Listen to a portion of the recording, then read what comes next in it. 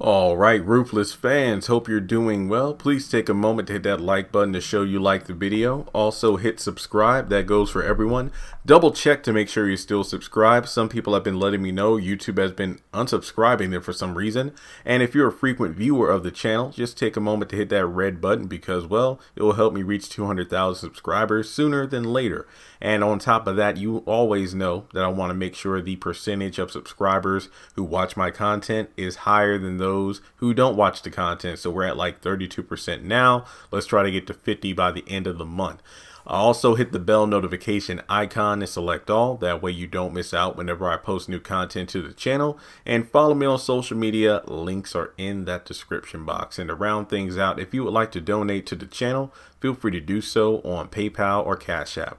Now, some people have been, kind of going back and forth, not debates, but just asking questions about whether or not Andrew killed William in the cliffhanger ending of last week's episode. Also, I did not expect that that Ruthless episode review to blow up like it did. I mean, last time I checked, the video itself had I want to say over 7,000 views. 7.3 thousand views.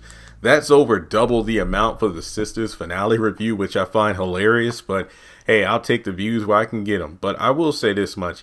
Yes, Andrew did kill William. Now, I know that it looked like he was trying to put him in a sleeper hold, but if you listen carefully, you can actually hear William's neck, snap. Kind of like, if you read comic books when, what was it? The one where Gwen Stacy died and it was like, oh, well, she was already dead when Peter found her when the Green Goblin left her on the bridge. Or no, if you read the panels when she got knocked off by Green Goblin and Spidey, fired his webbing to catch her. When he finally did, you could hear the snap at her neck. So the webbing actually killed her. But I don't know. All I'm saying is, yeah, Andrew killed William. Whether or not it was intentional, I don't know. But here's my thoughts on this. I don't think he intended to kill William, but I do feel like the adrenaline, basically, he was in panic mode because William is pressing him about that move, trying to blackmail him and everything. And then he revealed like, hey, there's a guy at the sheriff's station named Brian. He can help you escape. And then right when he thought he was in the clear, this fool going to run screaming traitor. And in order to keep his cover, again, I do feel like he was not intending to kill William, but unfortunately it got to that level when, it looked like William was fighting Andrew off. And I feel like, in the midst of emotion and everything going on, that's when the neck snapped and he had to hide the body. So I don't think Andrew killed William intentionally, but it happened. And again, I'm not trying to defend what Andrew did. Oh, he's a murderer. But at the same time, it's like I'm just looking at it from the perspective of I understand. Because of the fact that look at everything that happened that day. Earlier that same day, he was literally facing off with Daikon. Well, not just the same day, but at the beginning of the episode. The cliffhanger of the previous episode in conjunction with the beginning of this episode, where Daikon sniffed that he was a cop. His nose, my nose is like he could smell he was a cop, and he had to do whatever he could to keep his cover. Hell, he had a gun pointed at his head to keep his cover.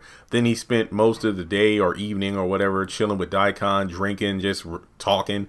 And then you have this kid come up and threaten to blow everything you just work your ass off to cover up. And remember, Mac was like, hey, are you sure you want to go back in? Yeah, I just need to go back in for a little bit longer. I just need to find a couple clues and this thing will be over in no time. So yeah, there was a lot of emotion going on there and Andrew had to cover it up. So I do feel like that really helped. Well, that was also a factor in why William ended up dying. Now, the question is what's going to happen next?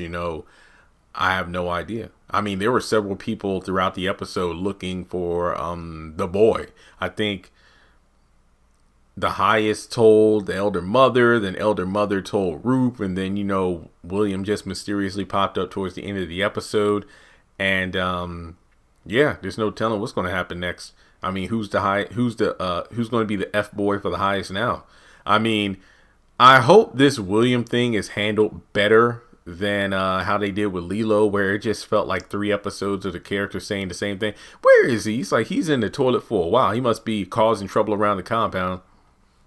So I do feel like overall we're going to be in a situation where, where's the body? Aside from what happens next, I really do want to know,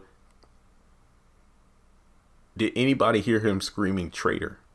Not to mention on top of that, Daikon, is he going to be suspicious because William's in the trailer 1 minute, next thing you know, Andrew leaves, next thing you know, William goes missing. You're asking some questions.